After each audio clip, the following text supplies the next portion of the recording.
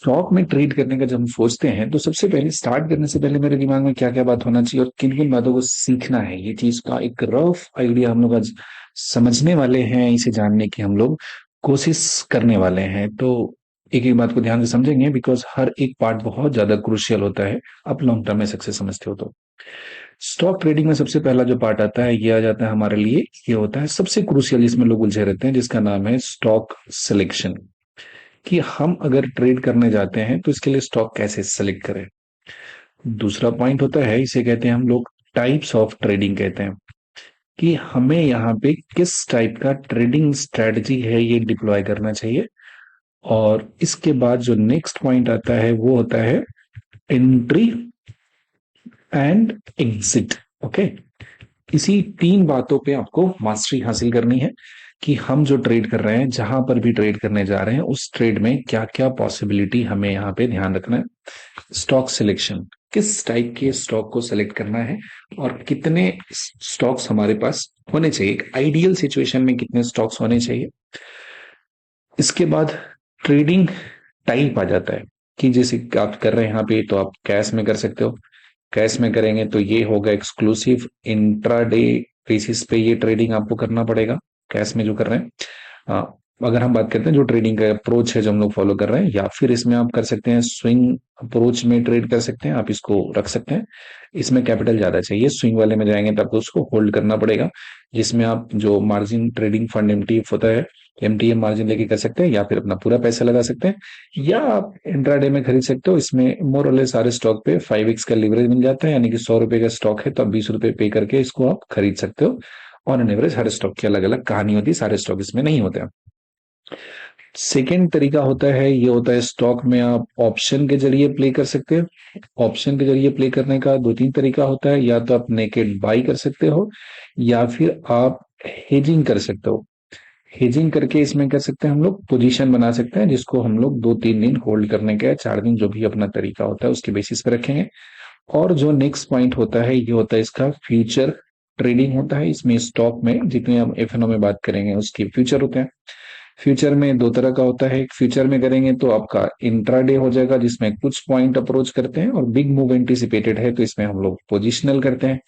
और जब ये पोजिशनल ट्रेड करने जाएंगे, इंट्राडे करने जाएंगे तो कोई दिक्कत नहीं है, यहाँ पे तो उतना झंझट नहीं है, आप टेक्निकल देख के कर लेंगे। जब पोजिशनल देखने जाएंगे तो इसमें कैसे हम लोग लो रिस्क रखते हैं, इस बात को भी हमें ध्यान रखना है कि रिस्क को किस तरीके से मिनिमाइज कर सकते हैं, इसके लिए हम लोग कैसे इसका हेजिंग करते हैं।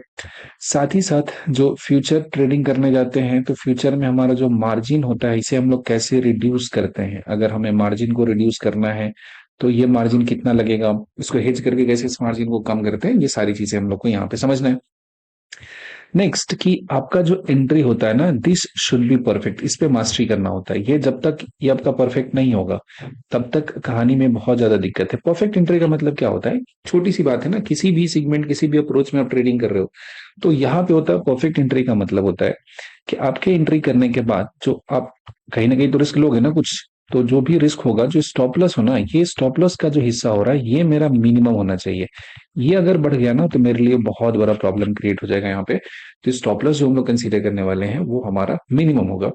और साथ ही साथ कैसे अगर मोमेंटम को राइट करना है या फिर कहाँ पे एग्जिट करना है, ये चीज पे भी हमें मास्टरी करना पड़ता है कि ट्रेड मेरे डायरेक्शन में गया तब भी और नहीं गया तब भी हम कैसे उसे एग्जिट करें। तो इतने तरह का हमारे पास अप्रोच दिया हुआ है। ऑब्वियस ही बात है, मेजोरिटी ऑफ पीपल होते हैं they are looking for this strategy. उन्हें ऑप्शन में काम करना होता है कि ऑप्शन में जो होता है, जो सीन होता है हमारा, काफी लिक्रेटिव यहाँ पे पैसा बनता है। कुछ लोग होंगे जो फ्यूचर सेगमेंट में ट्रेड करेंगे, मेजोरिटी जो लोग कोशिश करते हैं सीखने का वो यही करते हैं। बिकॉज कैश में तो आपने बाई कर लिया तो उसके बेसिस पे क्या होता है कि आप उसे होल्ड कर सकते हो, रख सकते हो, कोई टाइम डिके का लफड़ा वहां पे नहीं है। लेकिन जो मेन पैसा बनता है जहां पे बहुत तगड़े किस्म का, वो लोगों को अट्रैक्ट करता है, वो होता है ऑप्शन। तो हमें जो सारा का सारा कहानी समझना है, इस ऑप्शन का समझना है। स्टॉक में जो ऑप्शन होता है मंथली एक्सपायरी का होता है और उसका जो मूवमेंट होता है रिलेटिवली थोड़ा स्लो होता है। इन सारी चीजों को हमें मास्टरी करना है, तब जाके कहानी आगे बढ़ेगा। लेकिन ये सारा कुछ अब सीखेंगे, सारा कुछ अब करेंगे, उन सब के पीछे जो सबसे इंपॉर्टेंट बात है, सबसे जो मेन बात है, ये होता है कि स्टॉक कैसे सेलेक्ट करें हम लोग। स्टॉक सिलेक्शन और कितने स्टॉक पे हम लोग रडार लगा के रख सकते हैं जहां पे ट्रेड हम लोग करें। ध्यान से समझिए बात पहले। क्या होता है कि हर स्टॉक हर रोज मूव नहीं देता है, और जो जितना भी स्टॉक कंसीडर करेंगे ना तो सब सेक्टर वाइज होता है। यहाँ पे जो स्टॉक में हम बात करते हैं तो इसमें कहानी जो चलती है ये होता है सेक्टर वाइज मूवमेंट जो होता है ये आपको देखने को मिलता है। सेक्टर वाइज जब हो जाता है तो सेक्टर वाइज में भी जो पूरे सेक्टर की बात करेंगे तो कुछ एक होते हैं बेस्ट स्टॉक्स होते हैं, ठीक है। अब बेस्ट स्टॉक्स का यहाँ पे क्या मतलब होता है हमारा, जिसमें आपको मूव अच्छा खासा मिलता है, जिसमें वॉल्यूम अच्छा खासा आता है, जिसमें ट्रेडिंग खूब होता है। तो मुझे ऐसे स्टॉक चाहिए। ऐसा स्टॉक नहीं चाहिए जहां पे वॉल्यूम का इशू है, बहुत ज्यादा मूवमेंट उसमें नहीं आता है,